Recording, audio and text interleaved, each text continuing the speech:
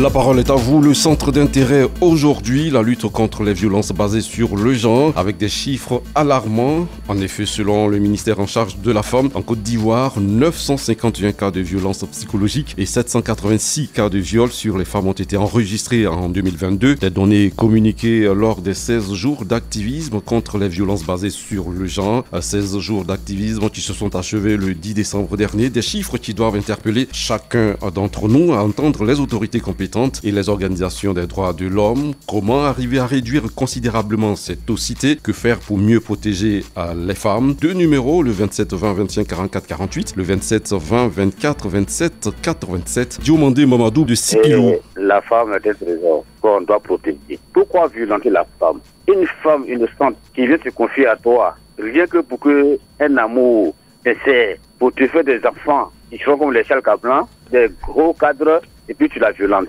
Franchement, c'est un crime contre l'humanité. Moi, ce que je conseille, c'est vrai, nous sommes là, souvent, elles dévient la route, mais quand même, soit le garçon, absolument, soit le protecteur de la femme.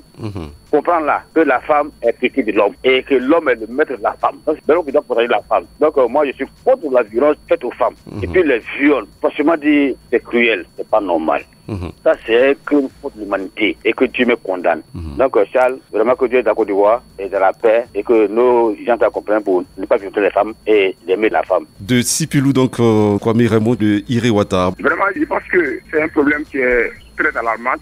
Mais comme on dit la Sainte Écriture, qu'il faut instruire l'enfant sur la voie qu'il va suivre. Et quand il sera grand, il ne s'en détournera pas. Je pense que la violence faite aux femmes, c'est vraiment un problème d'éducation. Vous voyez, parce que d'abord, aujourd'hui, le fait du mariage n'est plus un fait qui est sacré. Donc les filles se livrent à n'importe quelle personne. Et vous voyez, quand tu trouves facilement une fille dans la rue, sans même on connaît ses parents, c'est d'abord la base de tout cela. Vous voyez, donc si on revenait un peu en arrière, comme nos parents, nos grands-parents le faisaient, pour vraiment avoir une femme, il fallait d'abord aller te présenter devant les parents, ou bien vraiment faire un corvée. Ça n'avait pas fait cela. Donc je pense que cela est bienvenu.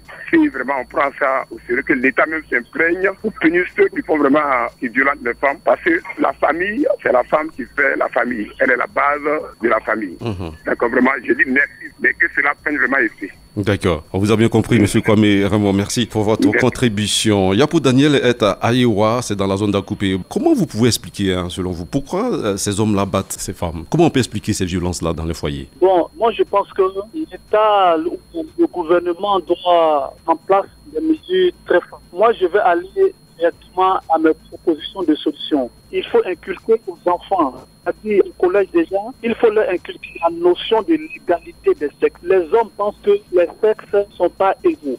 Et tant que la femme sera considérée comme un sexe faible, ça ne marchera pas. Il faut encourager les femmes à dénoncer les auteurs du viol, c'est-à-dire briser le silence. Il faut que le coût du certificat médical soit pas à la charge de la victime. Monsieur Yapo Daniel, Daniel, vous avez soulevé deux points. Il faudrait qu'on vous apporte des éclaircissements. Alors, vous avez parlé de la loi sur l'égalité du genre. La loi existe déjà depuis quelques années. La nouvelle loi sur la famille où la femme et l'homme sont donc égaux dans les décisions concernant le foyer. Ça, c'est le premier point. Le deuxième point, vous parlez du certificat médical. Alors, sachez que depuis, je crois, un an, depuis en septembre 2021, l'État de Côte d'Ivoire, c'était donc au cours du Conseil des ministres du 22 septembre 2021, l'État de Côte d'Ivoire a décidé que le certificat médical, qui a été pendant longtemps constitué un frein pour les femmes qui sont victimes de violences d'ester en justice leur conjoint, le gouvernement a donc pris des mesures pour lever cette contrainte. Alors désormais, la fourniture d'un certificat médical n'est plus une condition pour dénoncer le cas de violence sur le genre. Et le juge ou le commissaire de police qui reçoit la victime peut demander un certificat médical. Mais le certificat médical demandé dans ce cas-là n'est pas à la charge de la victime, elle est à la charge de l'administration judiciaire. Ok, moi,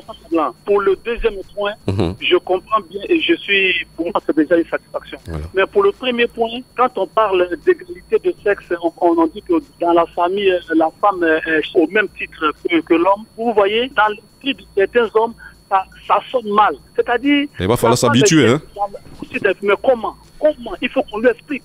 comment elle est chef là? Comment elle est chef? C'est là le problème. D'accord. Est-ce qu'en se considérant comme chef, elle veut discuter à égalité avec l'homme? Ça ne passe pas sur l'homme.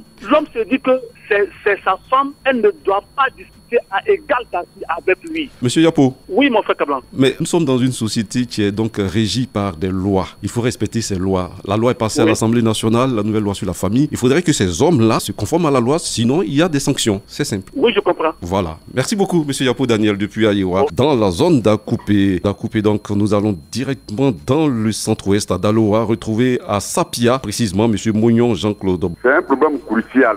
Violer les filles. Mais ici, à Daloa, on a fait ça à l'amiable. Et Madame Sosa est au centre social. Elle est une femme de terrain et en même temps, elle est au bureau. Mais elle dit de ces cas. Mais nos parents aiment régler ces cas à l'amiable. Mais il faut que ces personnes-là soient condamnées. Il faut que ces personnes-là soient mises aux arrêts. Maintenant, il faut qu'ils travaillent en collaboration avec les infirmiers. Parce que les filles qu'on viole, elles vont à l'hôpital. C'est vrai, on les soigne. Mais il faut que l'infirmier aussi demande est-ce que vous allez pas au centre social. S'ils ne sont pas allés, il faut que l'infirmier aussi appelle le centre social. Ici à Daloa, on veut tout régler à l'amiable. Il faut que ces personnes, on les condamne. Si elles ne sont pas condamnées, ça va toujours continuer. Il faut qu'on respecte la femme, on respecte nos soeurs, on respecte nos mamans. Monsieur Mougnon. Elles sont déshonorées et puis bon, ça reste comme ça. Monsieur Mougnon, oui.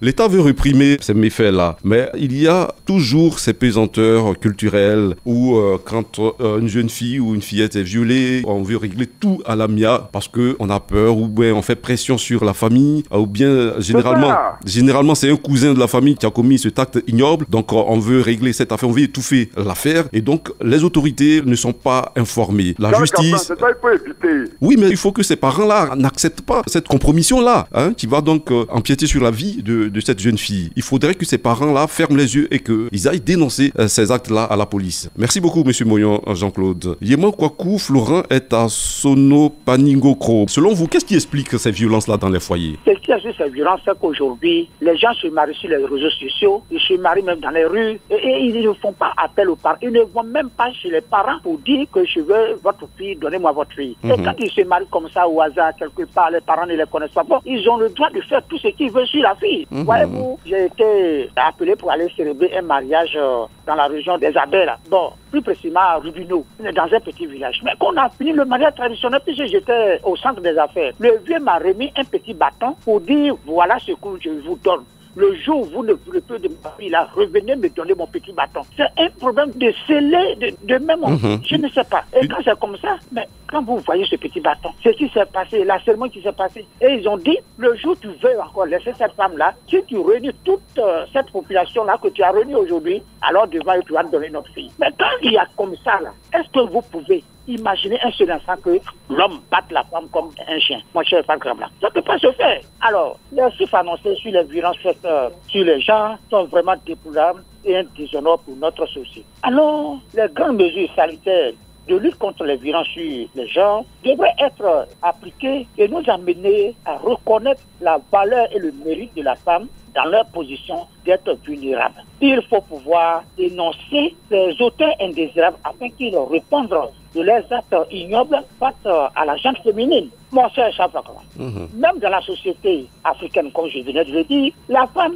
a toujours été considérée comme l'être faible, beaucoup vulnérable et donc a besoin d'aide et de protection. Des activités qui demandent assez de fonds ne seront jamais données aux femmes. Un ancien peut jamais demander à une femme de soulever soit un sac de caca ou bien de faire une plantation. Alors aujourd'hui, le gouvernement fait bien d'appliquer et de faire appliquer ces lois et les mesures prises. Créer donc la protection sur être vulnérable, il faut pouvoir donc appliquer. Mon cher Frère Kabla. Merci beaucoup. Voilà quelques propositions que je voulais donner à tout le monde. Merci beaucoup, monsieur Yéman Kwaku, pour ces propositions. Alors, sachez que le gouvernement du Côte d'Ivoire est déterminé donc à freiner, à mettre fin donc à ces pratiques, à ces violences basées donc sur le genre. L'État donc a pris un certain nombre de mesures, dont des peines d'emprisonnement concernant surtout les violences faites aux mineurs. Le gouvernement appelle sans cesse les populations à dénoncer les auteurs afin qu'ils soient appréhendés, jugés et mis en prison. Les peines vont de 5 à 20 ans et dans certains cas, les auteurs encourent une peine d'emprisonnement à vie. Un numéro gratuit, le 116, est ouvert pour dénoncer ces cas de violence. Bouillé Patterson est à Lolobo, à 11 km de Yamoussoukro. On vous écoute, monsieur Bouillé. Alors, ce problème est très difficile à gérer aujourd'hui dans la mesure où, au niveau du mariage, dans certaines communautés, le mariage est influencé.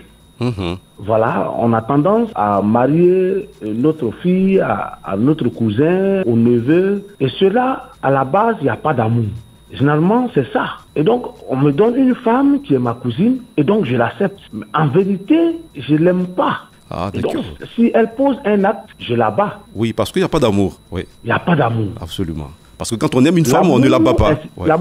L'amour cache le côté mauvais. Et donc, si on a de l'amour pour son conjoint ou pour sa conjointe, on l'accepte. D'accord. Donc, il y a ce problème. Il y a aussi, Donc, monsieur... pour désormais lutter contre ça, il faut laisser le libre choix aux gens de se marier. D'accord. Il y a cela. Vous avez des... Et Monsieur Bouillet. deuxièmement, Monsieur Bouillet. la proposition que je voudrais faire, il faut qu'on arrive à sensibiliser les filles, de laisser la facilité et de s'adonner aux activités qui peuvent leur donner de la valeur. Parce qu'une femme qui travaille et qui a ses moyens, elle ne peut pas s'adonner à un mariage comme ça. Et celui qui vient vers toi te considère et peut t'épouser parce que toi aussi tu as de la valeur. D'accord. Monsieur Bouillet, Oui. vous avez parlé tout à l'heure des mariages entre membres d'une même famille, ce qui crée, il n'y a pas d'amour à la base, donc ça débouche sur la violence. Mais il y a des cultures en Côte d'Ivoire, il y a des zones, des régions en Côte d'Ivoire où quand le mariage traditionnel est célébré, la famille de la femme, de la jeune femme, ajoute sur la dot un fouet. Un fouet. Il y a des cultures comme ça. On ajoute une chicotte. Ça dit qu'on Donc, permet, justement, depuis la base, on permet pratique, au monsieur, à la moindre incartade, de battre la femme. Il y a aussi ça, c'est ce qu'on appelle les pesanteurs culturels. Merci beaucoup. Très bien, c'est ce que nous dénonçons et c'est ce qu'il faut bannir.